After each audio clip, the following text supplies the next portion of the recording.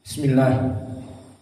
Innal hamdalillah hamdan katsiran thayyiban mubarakan fih wa asyhadu an la ilaha illallah wahdahu la syarikalah wa asyhadu anna Muhammadan abduhu wa rasuluh amma ba'du. Alhamdulillah fi hadzal yaumul tsulasa, malam Rabu sabi' min syahri Oktober 2025. Famazilna fi darsina fi kulliyati lughatil arabiyyah, yang mana fi hadhihi lailah nahnu nadrus lughatal arabiyyah min kitab matan al-ajrumiyah. Fawasalna ila ta'rif al-kalam. Fa al-kalam inda ahli nahwi labudda bi arba'ati syurut: al-lafdu, al-murakkabu, al-mufidu bil wad'i.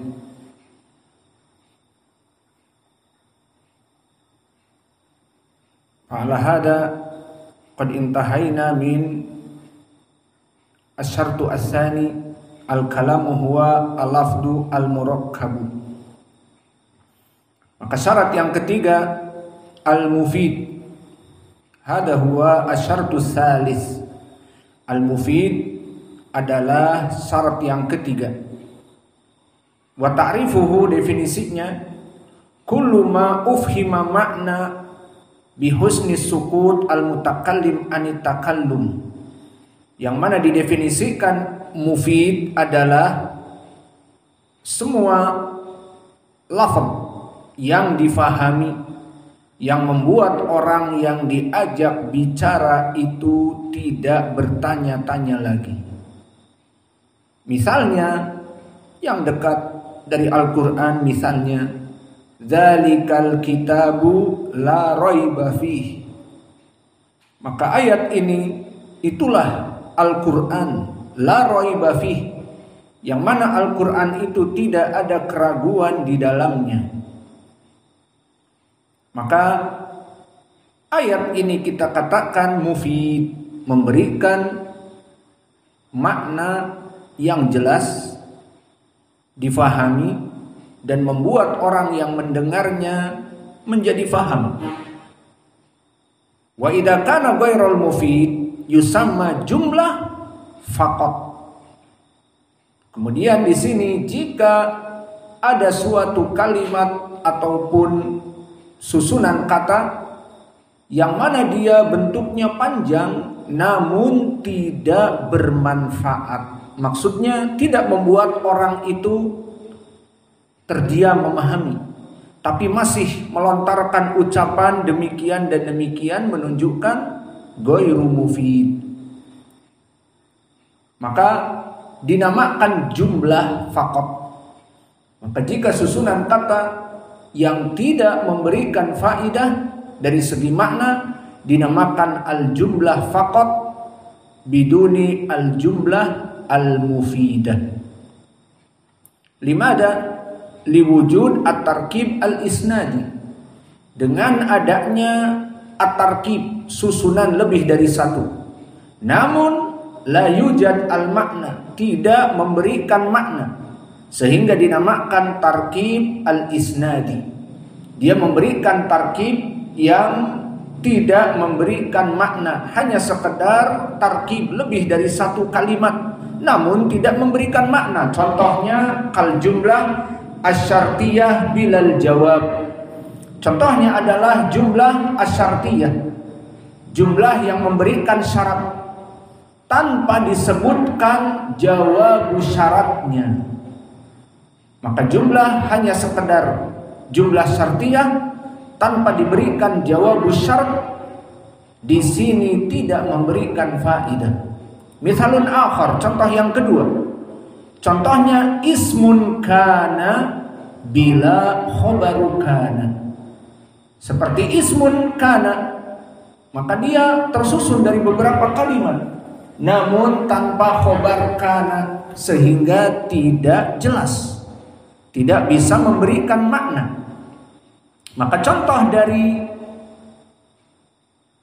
jumlah yang ghairu mufidah dikarenakan dipotong dan dia jadi ghairu mufidah. Saya sebutkan tadi contohnya al-jumlah asyartiyah bila jawab. Disebutkan jumlah syartiyah tanpa jawab syartiyah. Maka di sini orang akan terus bertanya. Bahkan di Al-Qur'an misalnya.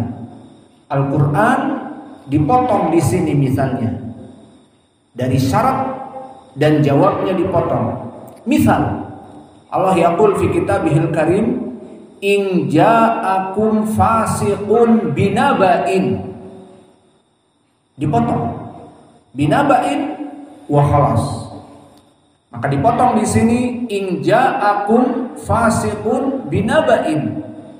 Di surat Al-Hujurat ini kita potong maknanya menjadi tidak mufid karena orang masih banyak memperlemparkan pertanyaan-pertanyaan. Apa maknanya in ja'akum fasiqun? Jika datang kepada kalian orang-orang fasik, laron. Maka berhenti di sini. Jika datang kepada kalian orang fasik, diam. Diputus ayatnya.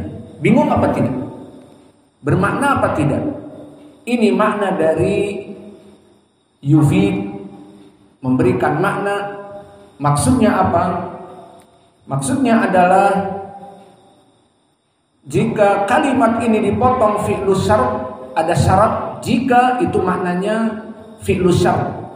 Jika datang seseorang fasik memberikan berita, orang fasik tidak takut kepada Allah, dia memberikan berita yang dia terima dari orang atau dia membuat sendiri berita itu.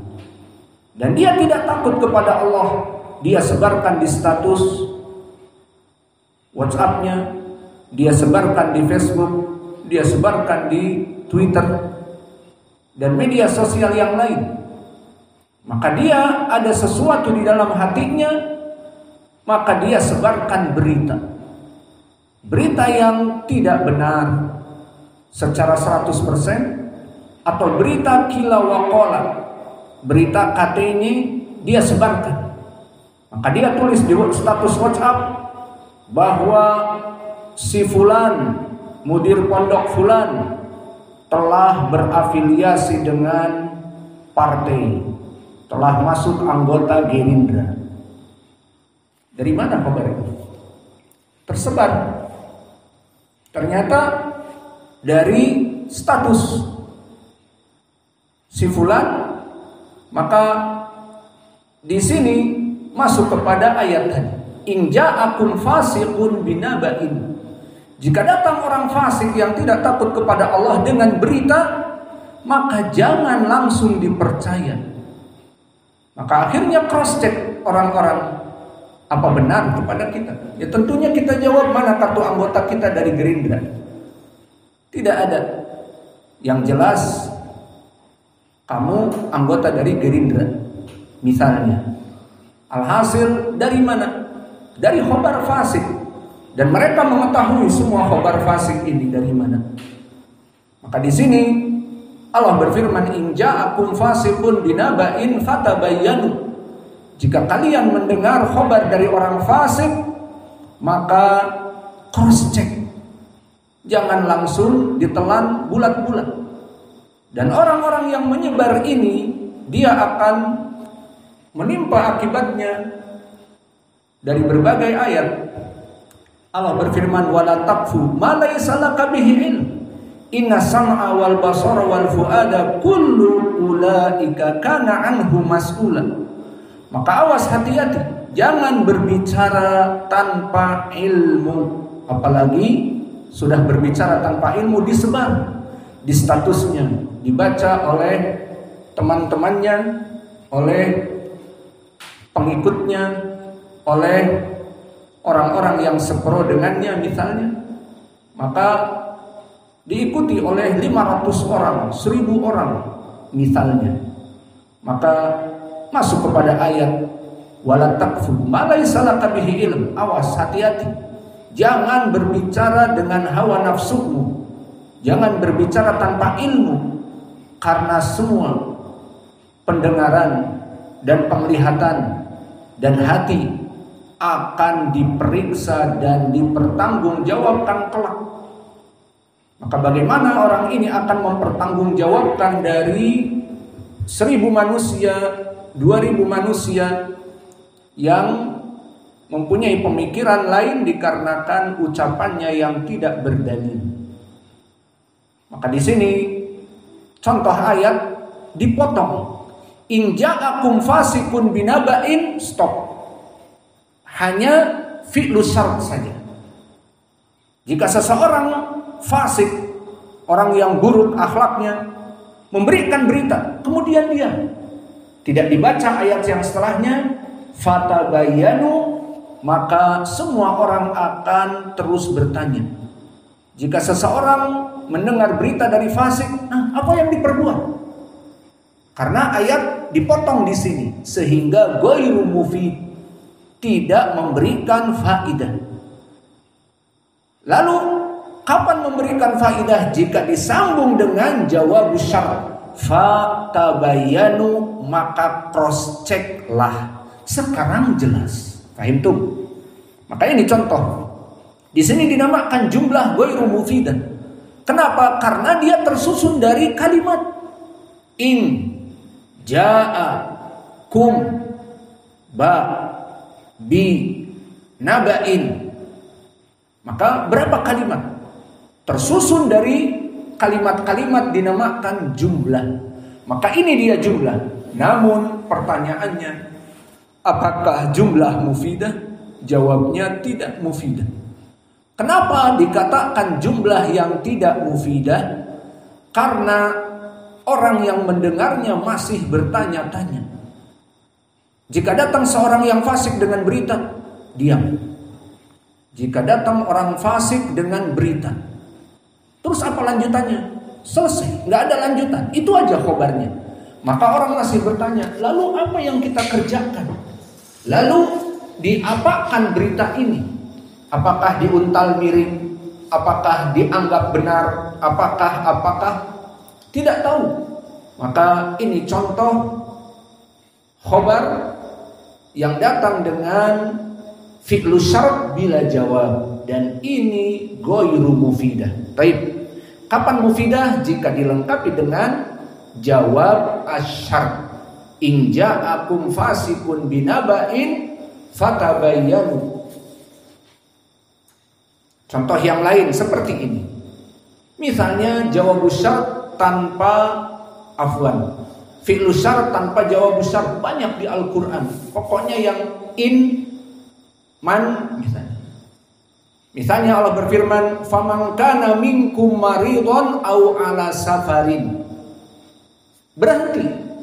Apa maknanya? Jika kalian di bulan Ramadan itu dalam keadaan sakit atau safar, berhenti. Masih bertanya apa tidak orang-orang? Iya, apa kelanjutannya? Udah, nggak ada kelanjutan, itu aja. Faman kana minkum maridun aw ala safarin. Barang siapa di antara kalian dalam keadaan sakit ataupun safar, diam, tidak dilanjutkan.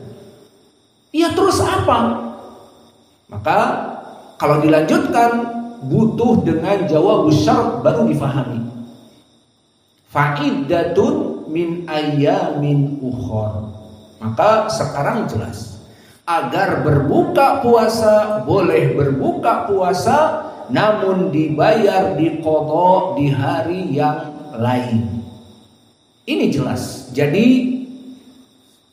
jumlah yang mufidah. Karena syarat faman kana minkum maridun, ada jawabnya fa'iddatun min ayyamin ukhar, bahkan takdirnya fa'alaihi iddatun min ayyamin ukhar. Wajib bagi dia jika berbuka untuk membayar qadha di hari yang lain. Maka ini dia contoh, dua misalnya cukup. Masih banyak tentunya tentang syarat. Contohnya misalnya yang ketiga, biar lebih paham.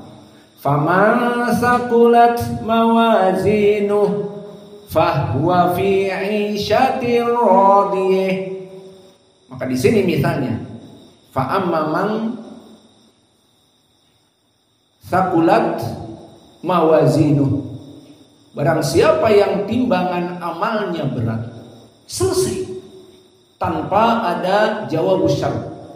Fa amma man saqulat mawazinuh, bahwa barang siapa yang berat amalan solehnya, selesai. Maka iya, berat amalan solehnya, lalu apa? Di mana dia akan tinggal? Apa yang akan dilakukan? Dan seterusnya. Bingung. Orang masih belum sempurna memahami karena jawab syarat dihilangkan. Namun jika disambung, fa amma man saqulat mawazinuh fahuwa fi 'ishatin radiyah. Qiraah siapa? Al-Kisai. Maka disambung dengan fahuwa fi 'ishatin radiyah, maka dia hidup dalam keadaan keridhaan Allah di dalam surga. Sekarang jelas apa tidak ayat ini? Jelas apa tidak maknanya? Barang siapa yang amalannya berat, amal solehnya lebih berat dari amal buruknya, maka dia hidup di kehidupan yang diridhoi oleh Allah di surga. Jelas sekarang. Maka ini 3 contoh cukup. Jika diberikan kalimat dari fi'lus syarat tanpa jawab syarat, maka di sini hukumnya menjadi bukan jumlah mufidah. Lalu apa hukumnya jumlah ghairu mufidah? Lalu kenapa tetap dikatakan jumlah? Karena jumlah maknanya tersusun dari kalimat lebih dari satu.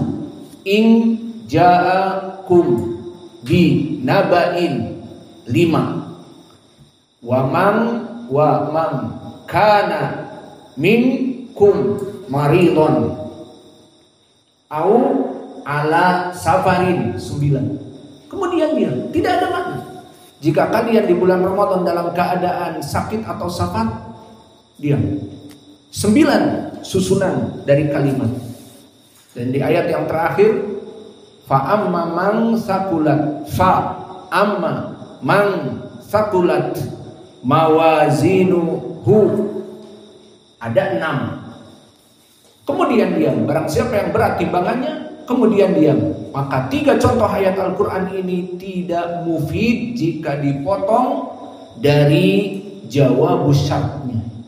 Maka ini contoh. Idza kana al-jumlah tawilah walakin lam yufid syai'an fayusamma jumlah ghairu mufidah. Lalu di sini tidak terpenuhi syarat apa?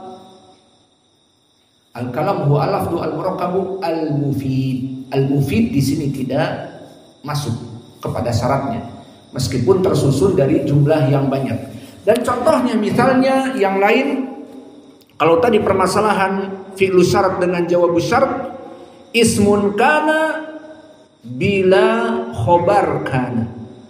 Ismun kana tetapi tanpa khobar kananya. Maka di sini dia akan juga menjadi jumlah yang ghairu mufidah. Contohnya Allah berfirman banyak. Misalnya makana Muhammadun aba ahadin min rijalikum. Maka di sini lengkap. Makana Muhammadun, tidaklah Muhammad itu aba ahadin min rijalikum walakinna Rasulullah wa khataman nabiyyin. Maka Nabi Muhammad itu bukan seperti bapak seseorang dari kalian, tidak sembarang orang tua, tetapi dia adalah utusan Allah dan penutup para rasul. Ini kita ambil ayat makana Muhammadun aba ahadin min rijalikum. Di sini aja sudah memberikan makna. Karena ismun kana makana Muhammadun, tidaklah Muhammad itu disambung dengan khobarnya aba ahadin min rijalikum, bahwa dia adalah bapak dari anak-anak kalian. Maka jelas tidaklah Muhammad itu seperti bapak-bapak dari bapak kalian. Maka di sini ada ismun kana, makana Muhammadun, mana khobar kana aba ahadin. Maka aba di sini mansub, alamatun nasbihnya alif, karena min asma'il khamsah aba ahadin min rijalikum. Jumlah ini dinamakan jumlah mufidah karena tersusun dari ismun kana dan khobarnya. Namun jika kita potong ismun kana saja, maka Allah berfirman makana Muhammadun, selesai. Maka seseorang berkata makana Muhammadun, membaca ayat ini, tidaklah Muhammad itu. Di sini memberikan makna atau tidak? Tidaklah dinafikan. Makana Muhammadun ismun kana. Tidaklah Muhammad itu. Iya, tidak apa. Muhammad itu tidak apa. Bingung orang. Maka di sini masih banyak pertanyaan. Muhammad itu bukan apa? Maka dilengkapi dengan aba ahadin min rijalikum, bahwa Muhammad itu bukan sekedar bagaikan bapak-bapak dari anak-anak kalian, tetapi dia Rasulullah dan penutup para nabi.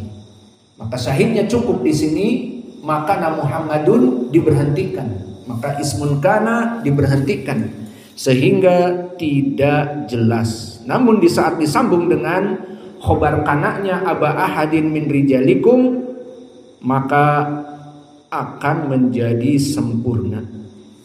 Maka contoh yang kita berikan tadi, in ja'akum fasiqun binaba'in, berhenti, dan juga faman saqulat mawazinuh, berhenti, dan juga man kana minkum maridun aw ala safarin, berhenti. Ini tidak ada khobar, tidak ada jawabus syart, maka tidak bermanfaat meskipun panjang. Jadi bisa jadi susunan kalimat itu panjang, dinamakan jumlah, tapi tidak bermanfaat, ghairu mufidah. Dan contoh yang kedua, ismun kana tanpa khobar kana, seperti makana Muhammadun hasbuk, dipotong. Tidaklah Muhammad itu, berhenti. Apa Muhammad itu? Coba dilanjutkan, aba ahadin min rijalikum, selesai, dipahami. Dia adalah bapak dari anak-anak kalian, maka difahami. Maka ini contoh dari kalimat mufid. Maka kesimpulannya, apa makna mufid? Syarat yang ketiga dari al-kalam, dia itu harus difahami, membuat orang yang di depannya mendengar dia tidak banyak bertanya-tanya lagi karena difahami.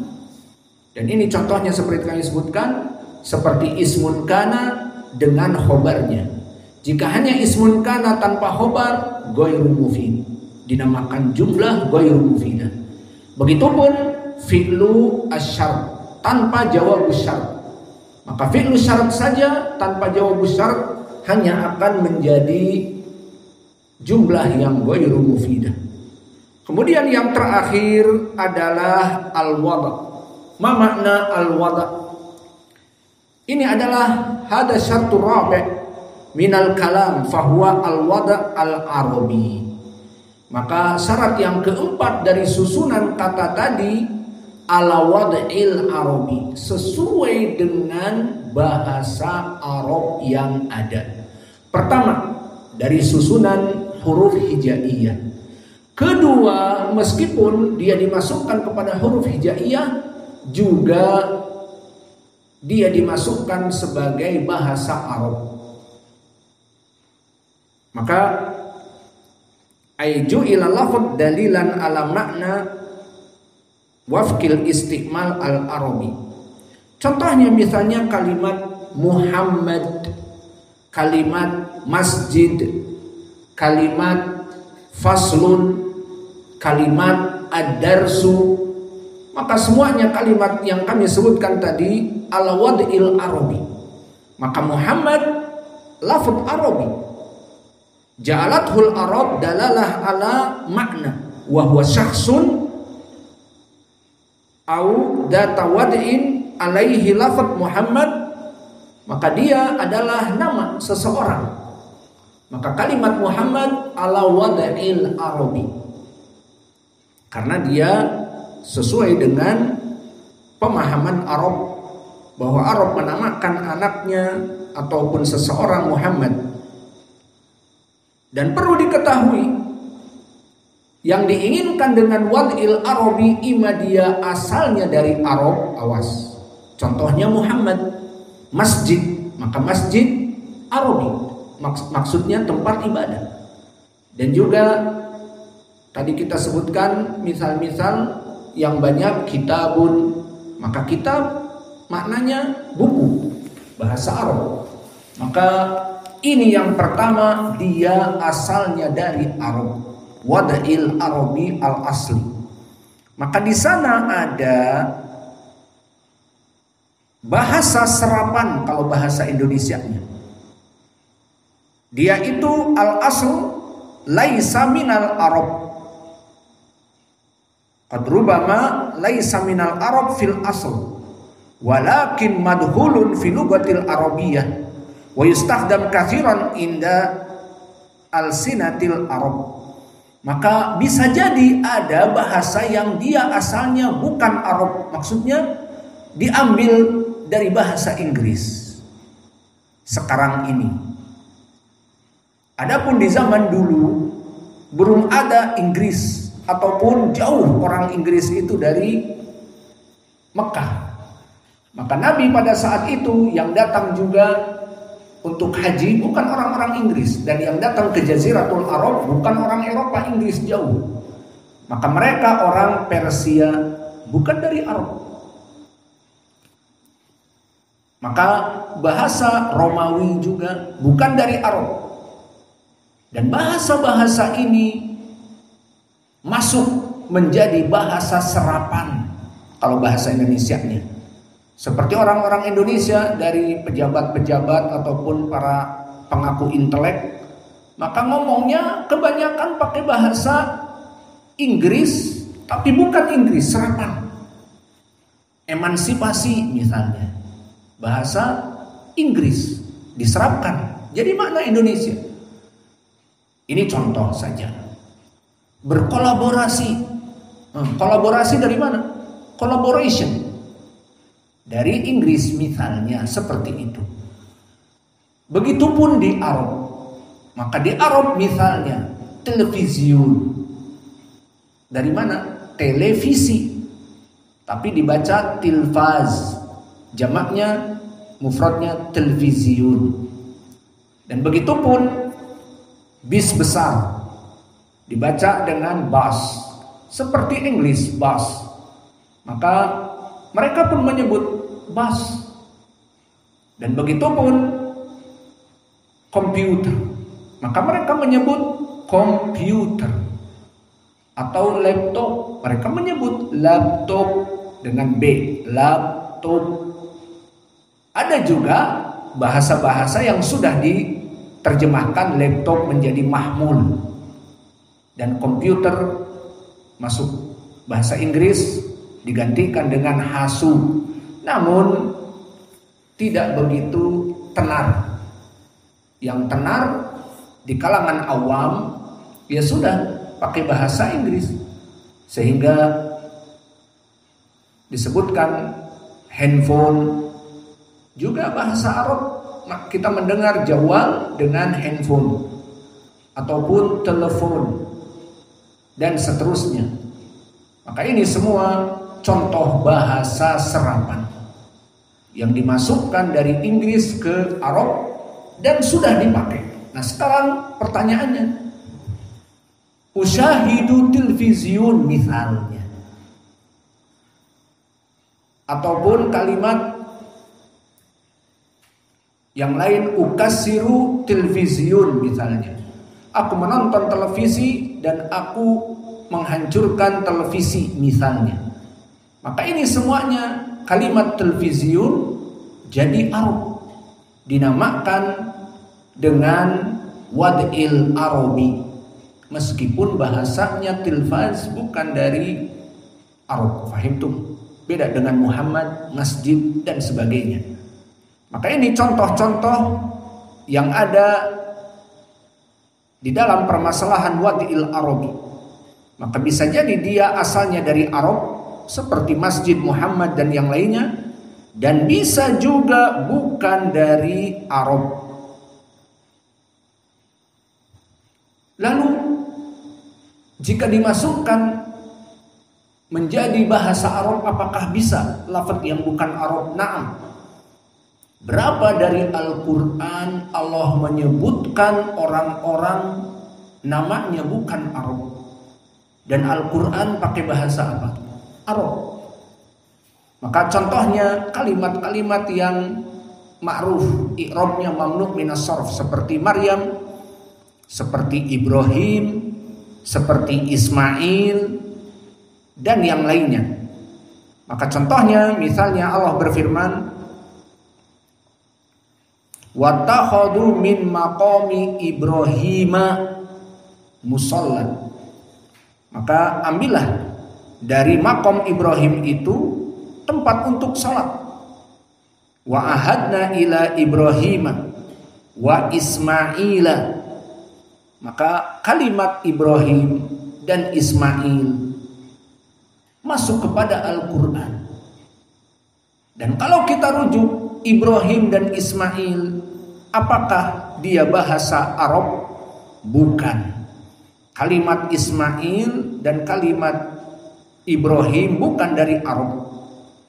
Lalu wa qaulihim ala Maryama buhtanan adima, wa qaulihim ala Maryama, begitupun kalimat Maryam.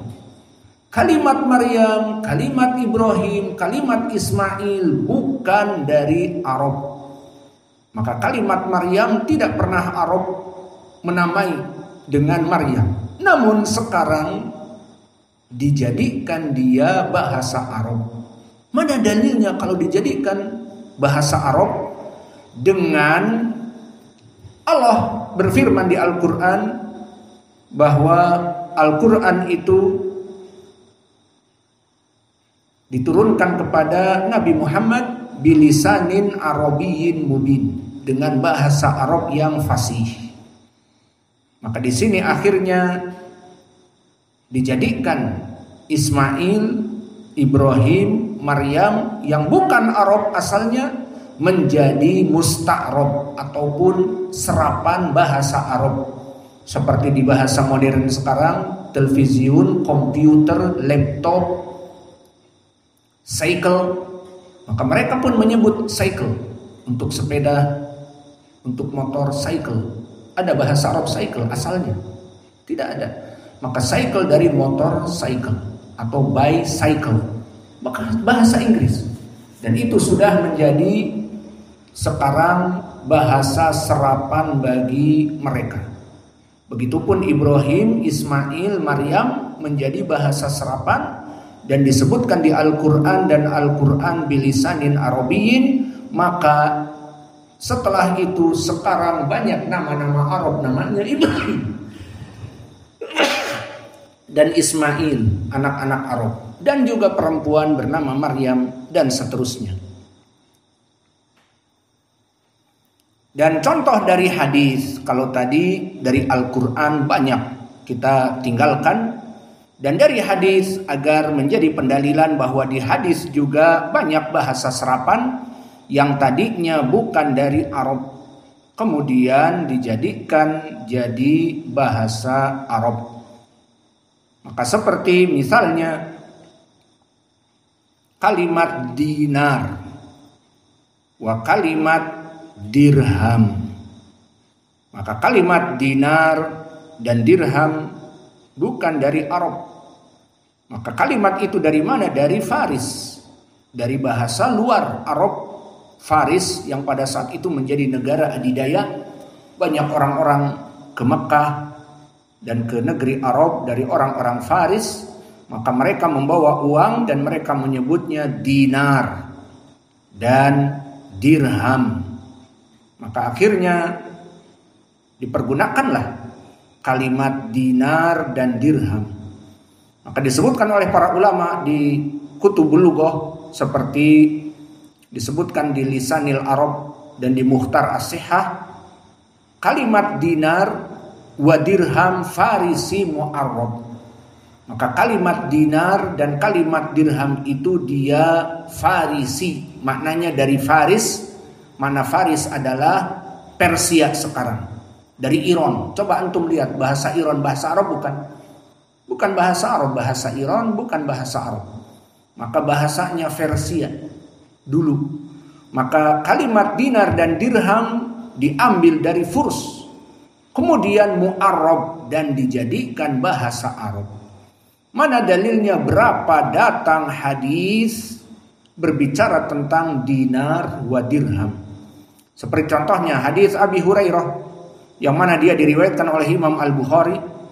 Berkata Rasulullah sallallahu alaihi wa ala alihi wasallam, "Man kanat lahu madlamatun min akhihi aw li akhihi min irdihi aw syai'in falyatahallalhu minhu al-yawma qabla an la yakuna dinarun wala dirhamun." Lihat di sini. Ada lafaz dinarun wala dirhamun. In kana lahu amalan soleh akhadha minhu biqadri madlamatihi wa in lam takun lahu hasanat ukhida min sayyiati sahibihi fahumila alaih. Apa kata Nabi di hadis yang agung ini diriwayatkan oleh Imam Al-Bukhari dari Abi Hurairah? Barang siapa yang dia itu mempunyai pendoliman kepada saudaranya, mengambil uang saudaranya, atau memukul saudaranya, atau tadi mencemarkan nama saudaranya, berbicara di statusnya dengan tanpa memeriksa khabar sehingga mendolimi saudaranya. Kata Nabi, barang siapa yang mendolimi saudaranya baik dengan kedoliman lisan, kedoliman badan, memukul atau mencuri dari barangnya, disebutkan di sini min irdihi, dari nama baiknya, maksudnya dia bergibah atau dia membuat fitnah, au syai'in, atau apa saja dari mengambil harta, falyatahallalhu minhul yauma qabla an la yakuna dinarun wala dirhamun, agar dia itu meminta maaf kepada saudaranya sebelum datang hari kelak yang mana dinar dan dirham tidak bermanfaat, maksudnya hari kiamat. Maka disebutkan minta maaf sekarang sebelum datang hari kiamat yang tidak bermanfaat dinar dan dirham itu. Kecuali apa pada saat itu hitungannya? Kecuali idza kana lahu amalun soleh ukhida minhu. Jika dia mempunyai sholat, mempunyai zakat, mempunyai puasa, diambil sesuai kadar kedolimannya. Kemudian disebutkan wa in lam takun lahu hasanat ukhida min sayyiati sahibihi fahumila alaih. Jika bagaimana pada saat itu dia tidak mempunyai sholat, tidak mempunyai pahala-pahala, maka diambil kebaikan orang ini yang telah menggibahi dia, telah berbicara tadi buruk. Maka di hari kiamat kita mengambil sholatnya. Mana sholat kamu? Mana puasa kamu? Diambil, diberikan kepada kita yang didolimi, jika dia tidak meminta maaf karena hadis seperti itu. Maka di hadis disebutkan barang siapa yang membuat kedoliman maka minta maaf sekarang sebelum datang hari dinar dan dirham tidak dipakai, tidak bisa dibelanjakan. Ini poin pendalilan kalimat dinar, kalimat dirham, kalimat Maryam, kalimat Ibrahim, kalimat Ismail dan yang lainnya. Maka ini contoh di dalam hadis yang mana telah masuk nama-nama ini dan dipergunakan oleh Nabi di dalam pembicaraan mereka dan dikatakan dengan dinar, dirham dan nama-nama di Al-Quran selain dari Arab, maka ini menunjukkan di sana ada nama yang bukan asalnya dari Arab, namun dimasukkan musta'rab, menjadi bahasa serapan Arab. Seperti saya bilang tadi, di zaman now, laptop, bahkan PlayStation, mereka menyebut laibnal yaum PlayStation, tapi playnya dengan ba. Laibnal yaum PlayStation, maka B, play, bukan play. Tidak ada P di dalam lughah Arabiyah, diganti dengan ba. Jadi apa asimah Prancis? Jangan menyebut Paris, tidak ada pak, tapi baris.